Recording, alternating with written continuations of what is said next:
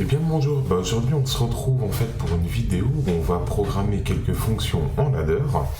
Et donc ça va nous servir d'exemple en fait d'application de la programmation ladder. Et ça va aussi me permettre de vous expliquer quelques points importants en automatisme. Donc j'espère que ça vous plaira et puis je vous dis à tout de suite pour la suite.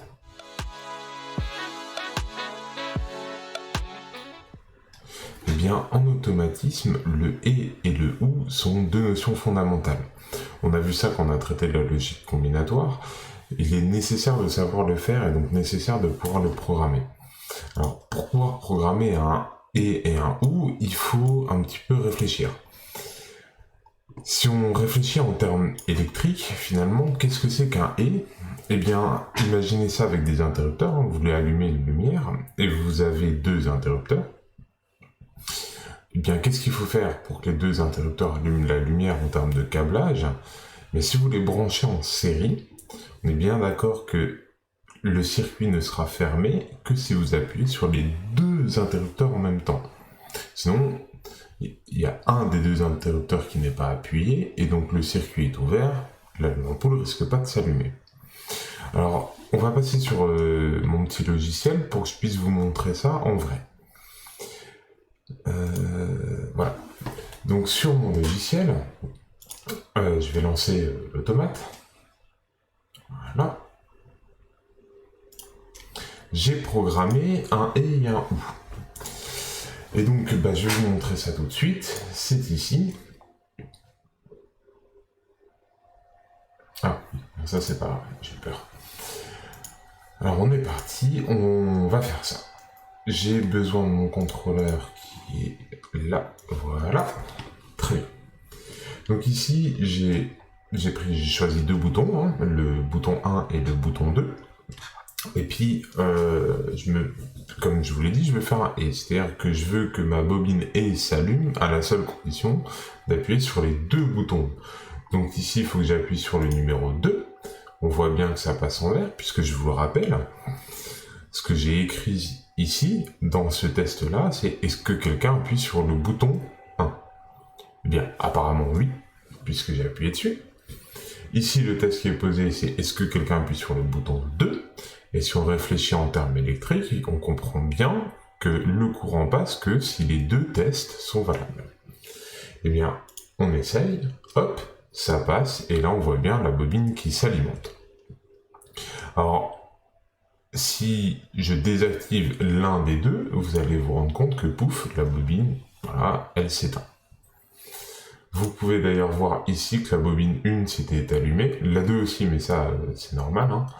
La bobine 1 est allumée, la bobine 0 est allumée, à la seule condition que j'appuie sur les deux boutons. Voilà. Alors maintenant, de la même façon, si on réfléchit au OU. Alors, qu'est-ce que c'est qu'un OU finalement ? Il faut que j'appuie sur un interrupteur ou l'autre pour que le courant passe. En termes électriques, ça veut dire que les deux interrupteurs sont montés en dérivation pour avoir deux chemins possibles. Et à ce moment-là, en agissant sur les interrupteurs, j'ai choisi l'un ou l'autre. Donc de ce point de vue-là, du point de vue électrique, j'ai écrit le programme en ladder qui permet de le montrer et qui ressemble à ça. Puisque vous avez ici un premier test qui est est-ce que quelqu'un appuie sur le bouton 1 ? Si oui, je peux alimenter directement ma bobine, ou ma sortie si vous préférez. Et puis, est-ce que quelqu'un appuie sur le bouton 2 ? Si oui, je laisse passer le courant, et donc le courant peut passer comme ça. Et je finis par alimenter ma sortie. Alors, encore une fois, il s'agit de programmation, pas d'électricité, c'est pas tout à fait la même chose, mais l'analogie est très bonne et permet de comprendre. Après tout, ça a été fait dans ce but-là, donc il faut s'en servir. Donc ici on teste, regardez, si j'appuie sur le bouton 1, la bobine s'allume correctement, ok.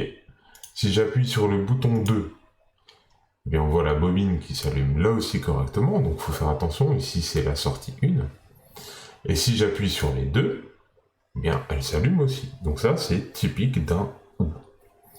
Alors pour la suite, je vais vous parler de la notion de priorité. Alors on parle de priorité à la marche ou priorité à l'arrêt.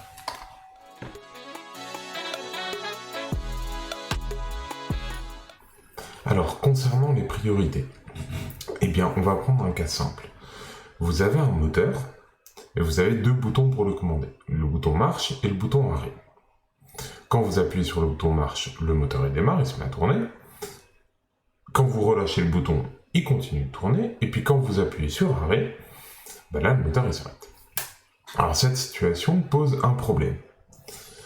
Imaginons que vous appuyez sur le bouton marche, le moteur il démarre.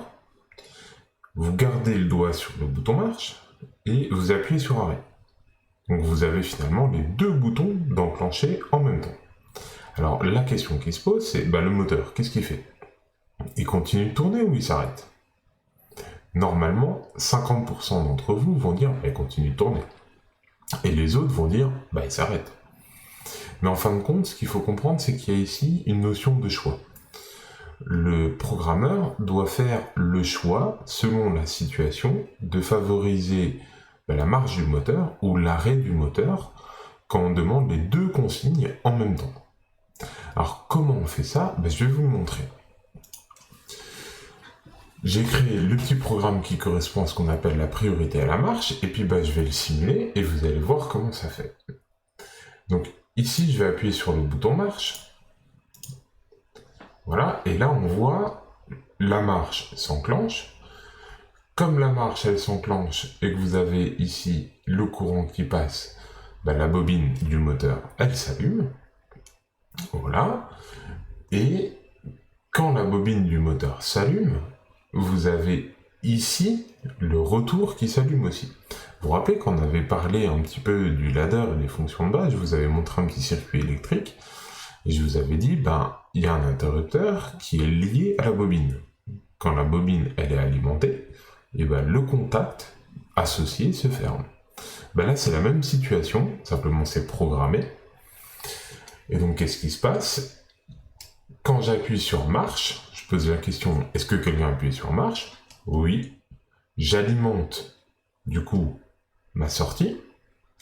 Et ici, je pose la question, est-ce que la sortie prio M est active? Oui, elle est active, donc ça passe au vert. Le test d'après, c'est quoi? C'est est-ce que personne n'a appuyé sur le bouton A? Donc c'est, chez moi, là, dans ce que j'ai fait, le 1, c'est le bouton A. Donc là, il n'y a personne qui a appuyé dessus. Donc le test est vrai. Personne n'a appuyé sur le bouton A. Le test est vrai. Donc ça laisse passer le courant. Donc on remarque ici une structure en haut. Et maintenant, on va voir ce qui se passe. Donc si je relâche M, vous avez ici, comme la bobine est active, le contact qui lui est associé, il est toujours en fait. Donc ici, le courant passe, personne n'a appuyé sur A, donc on maintient l'activation de notre sortie. C'est cette structure où vous avez la sortie et que vous posez la question un peu à côté, est-ce que la sortie est active, s'appelle un auto-maintien en ladder. Enfin, en général même, c'est un auto-maintien. Et donc après, si j'appuie sur le bouton A, on voit bien, pardon, je me suis trompé, on voit bien que le moteur va s'arrêter. Donc jusque-là, tout va bien. Maintenant, on va faire comme ce qu'on a dit avant, on démarre le moteur et on appuie en même temps sur l'arrêt. Et on regarde ce qui se passe. Et quand on regarde, pouf, on priorise la marche. Vous voyez qu'ici, j'ai appuyé sur la marche et sur l'arrêt. Donc, est-ce que quelqu'un appuie sur marche? Oui, ça passe. Est-ce que personne n'appuie sur arrêt? Non, parce que moi j'ai appuyé dessus, donc ça passe plus. Et pourtant, notre sortie reste allumée. Donc ça, c'est la priorité à la marche. Maintenant, vous avez aussi la priorité à l'arrêt. Alors ça, je vais vous montrer aussi. Hop, je vais désactiver tout ça. Et on va passer sur la priorité à l'arrêt. Alors la priorité à l'arrêt, on peut voir que c'est aussi une structure en haut, simplement cette fois-ci, l'arrêt a été déplacé. Avant, il était en bas, et maintenant, il est en haut. Et vous avez notamment la marche et l'arrêt qui sont cette fois-ci en série. On regarde ce que ça fait. Quand j'appuie sur la marche, là, le moteur s'allume, enfin la sortie s'allume. Comme la sortie s'allume, mon auto-maintien aussi. Et du coup, quand je relâche le bouton de marche, ça continue de tourner. Maintenant, quand j'appuie sur le bouton arrêt, ça s'arrête. Ok, pour l'instant, tout va bien. Bon, on refait le test. J'appuie sur marche. Ok, cool, ça se met à tourner. Et maintenant, j'appuie sur arrêt. Ben là, ça s'arrête. Pourquoi? À cause du et logique qui est ici. C'est ce et là qui fait que ça va s'arrêter. Donc vous avez cette structure-là qui est la priorité à l'arrêt, et vous avez la structure précédente qui est ici, qui est la priorité à la marche. C'est bien de les avoir en tête, ces structures. Alors, concernant la structure, justement, on va en parler un petit peu quand même. En fait, derrière M et A se cache quelque chose d'un peu plus complexe, c'est-à-dire il faut comprendre par M les conditions de marche et par A les conditions d'arrêt. Donc par exemple, appuyer sur le bouton A. Alors, ici d'ailleurs, il faut même le voir plutôt comme ça, c'est les conditions d'arrêt barre. Donc le contraire de ce qu'on avait prévu. Un exemple, quand j'appuie sur le bouton marche, ça s'allume, ça c'est OK. Et quand j'appuie sur le bouton A, ça doit s'éteindre. D'accord ? Et donc, pour éteindre, en fait, on met un contact inversé. On inverse la logique. Quand j'appuie, ça devrait faire comme si je coupe le circuit. Comme un interrupteur normalement fermé. Donc on prend toujours la condition d'arrêt inversée, barre. J'ai fait un exemple un peu plus complexe pour que vous puissiez bien comprendre ça. Dans ma programmation, j'ai plusieurs boutons. Et j'en ai pris 3 de plus. Et j'ai dit, si j'appuie sur BP1 ou BP2, ben j'appuie. Ok, donc ça, c'est mes conditions de marche. Et maintenant, mes conditions d'arrêt, j'ai dit, j'aimerais appuyer sur BP3 et arrêt. Et là, ça doit s'arrêter. Alors là où ça devient complexe, c'est pour la notion de l'arrêt, puisqu'on m'a dit, on fait l'inverse. Donc, il faut que je me pose la question, quel est le contraire de j'appuie sur les deux boutons? Bah, c'est j'appuie sur ni l'un ni l'autre. Autrement dit, j'appuie pas sur celui-là ou pas sur celui-là. Oui, c'est le contraire, quoi. Alors, si jamais, je vous renvoie vers la vidéo sur la loi de Morgan que j'avais traitée. Puisque c'est ça, en fait, le nœud du problème. Alors, je vous montre cet exemple-là, rapidement. Voilà, donc vous pouvez voir que c'est un peu plus complexe. Vous retrouvez, en fait, une structure similaire, simplement, le bloc qui est ici, là, il faut comprendre qu'il remplace M, et le bloc qui est là, il faut comprendre qu'il remplace A, qui était à la base tout seul.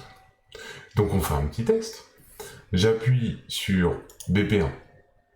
Ok, ça s'allume, et normalement, quand je relâche, voilà, c'est cool, ça s'arrête pas. Donc ça, c'est bien, puisqu'on a dit BP1 ou BP2, on démarre. Voilà, BP1, ça démarre. Bon, je vais arrêter. Et on a dit, pour arrêter, il faut que j'appuie sur les deux boutons pour arrêter. Donc là, j'en ai enclenché un. J'ai enclenché arrêt. Et vous voyez que ça ne s'arrête pas. Ok. Donc maintenant, j'envoie la confirmation de l'arrêt, si vous voulez. Hop. Et là, ça s'arrête. C'est bizarre comme dire, pour que ça s'arrête, il faut que j'appuie sur les deux, devient finalement, pour que ça s'arrête, il faut que j'appuie sur pas celui-là ou pas celui-là. Très bizarre. Mais c'est normal en fait. Ok, bon alors j'enlève tout ça. Maintenant il ne nous reste plus qu'à vérifier que quand j'appuie sur BP2, ça démarre, excuse toujours arrêter. Donc j'appuie sur BP2, voilà.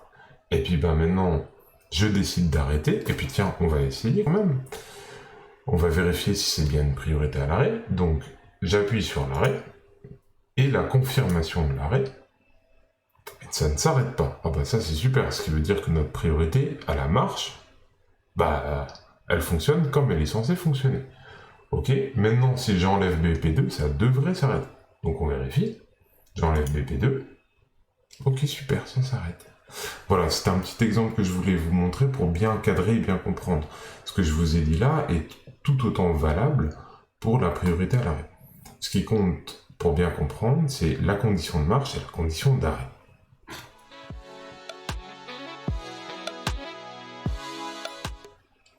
Alors, pour passer à la suite, je vais vous parler des fronts montants et descendants. Nous, on va faire l'exemple avec les fronts montants, et je vous expliquerai juste qu'en fait, les fronts descendants, c'est la même chose, c'est juste la mécanique inverse. Alors, j'ai fait un petit graphique pour essayer de vous expliquer ça. Donc, je vous montre ça, voilà. Vous avez en fait en bas, sur l'axe des abscisses, le temps qui passe. Et puis, il faut imaginer que le bas, bah, c'est l'état 0 d'un capteur. Et puis, quand on est en haut, c'est l'état 1 d'un capteur.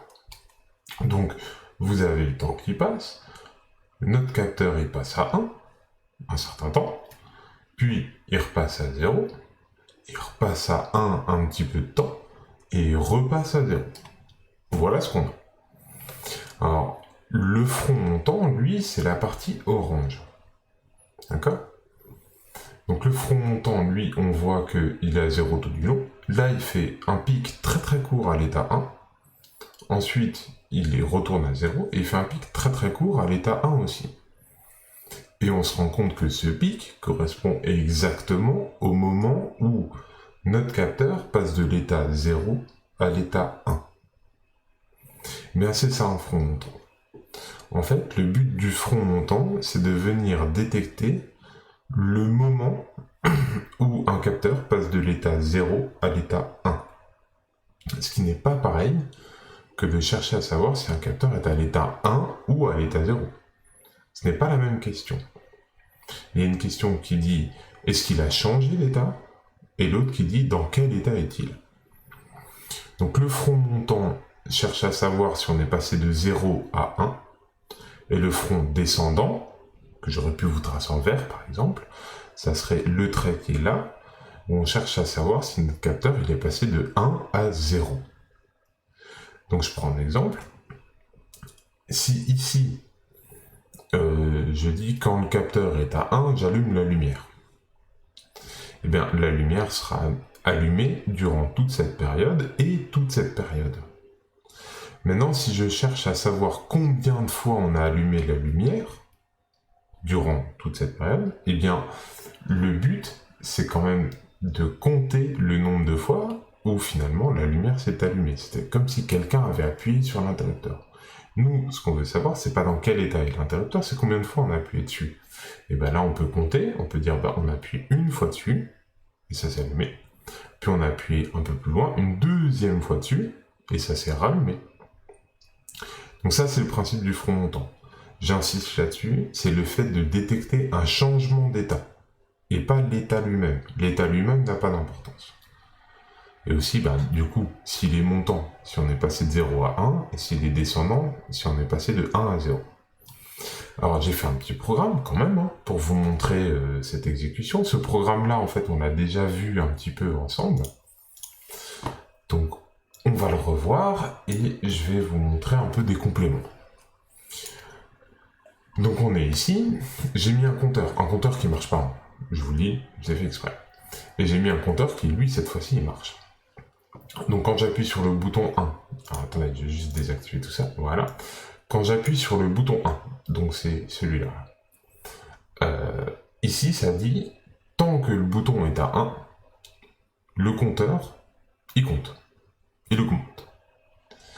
Et ici, j'ai mis un front montant. Ça, rappelez-vous, c'est le bloc du front montant.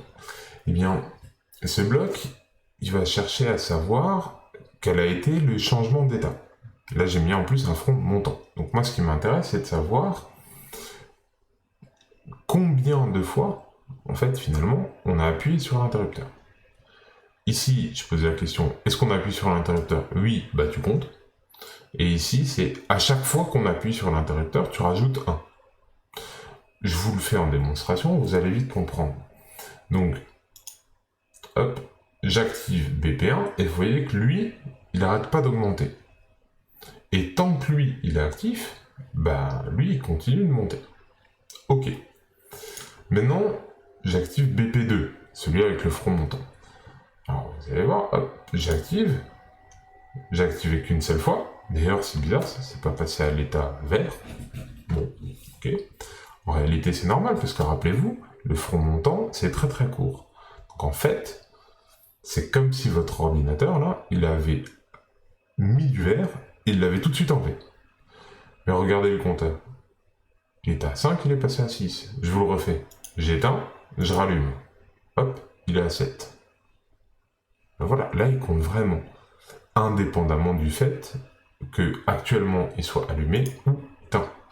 Ça ne change rien. Ce que je veux juste savoir, c'est est-ce qu'on est passé de appuyer, enfin de pas appuyer à appuyer. Et là, ça marche. Alors simplement, la dernière fois, je vous avais expliqué qu'avec les quelques blocs qui sont ici et un peu de réflexion, vous pouvez en refabriquer d'autres. Eh bien, c'est ce que j'ai fait. En fait, le front montant, c'est un bloc un peu évolué, c'est pas un bloc basique. Donc ici, je vous ai refabriqué un front montant. Vous allez voir, ça fait exactement la même chose, c'est juste un peu plus complexe. Donc, j'ai un troisième bouton, le BP3. Quand je vais appuyer dessus, normalement, le compteur qui est là à 6 devrait passer à 7. Donc j'appuie sur BP3 et il est passé à 7. Alors cette fois-ci, il y a des trucs verts qui se sont allumés, mais front, là, il n'a toujours pas été allumé. Vous voyez que si vous regardez bien front au moment où je vais appuyer, je vous le refais. Oups. Hop. Donc là, je désactive. Et là, je réactive. Vous allez voir, ça n'a pas changé. Voilà. Oui, c'est normal, c'est parce que c'est un phénomène dit transitoire. C'est très court dans le temps. Pour vous donner un ordre de grandeur, ça dure 3 millisecondes. Donc c'est extrêmement court. Donc voilà ce que je voulais vous montrer. Je voulais simplement vous faire voir que finalement, un front montant, c'est les deux premières lignes qui sont là. C'est comme ça qu'on fabrique un front montant. Le front descendant, c'est à peu près similaire. Ça conclut un petit peu notre vidéo d'aujourd'hui. Je voulais vous montrer les quelques fonctions. Donc si on se rappelle, on a vu le et le ou. Le et, c'est quand on met les contacts en série. Le ou, c'est quand on les met en parallèle, comme dans un circuit électrique. Je vous ai expliqué ce que c'est qu'une priorité à la marche. Donc la priorité à la marche, c'est le fait de savoir que quand deux conditions contradictoires, donc la condition de marche et la condition d'arrêt, sont présentes en même temps, qu'est-ce qu'on fait? Ou on continue à faire tourner les choses, et donc c'est une priorité à la marche, ou on arrête, et c'est une priorité à l'arrêt. Donc ça, c'est le circuit de la priorité à la marche. Et ici, c'est le ladder qui correspond à la priorité à l'arrêt. Vous pouvez retenir ça comme ça. Priorité à la marche, les conditions de marche et les conditions d'arrêt sont en OU. Priorité à l'arrêt, les conditions de marche et les conditions d'arrêt sont en E. Et enfin, je vous ai montré l'utilité des fronts.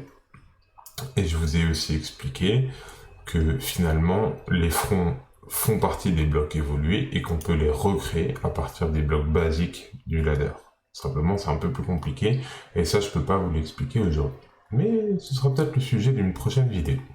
Sur ce, je vous laisse et je vous dis à bientôt.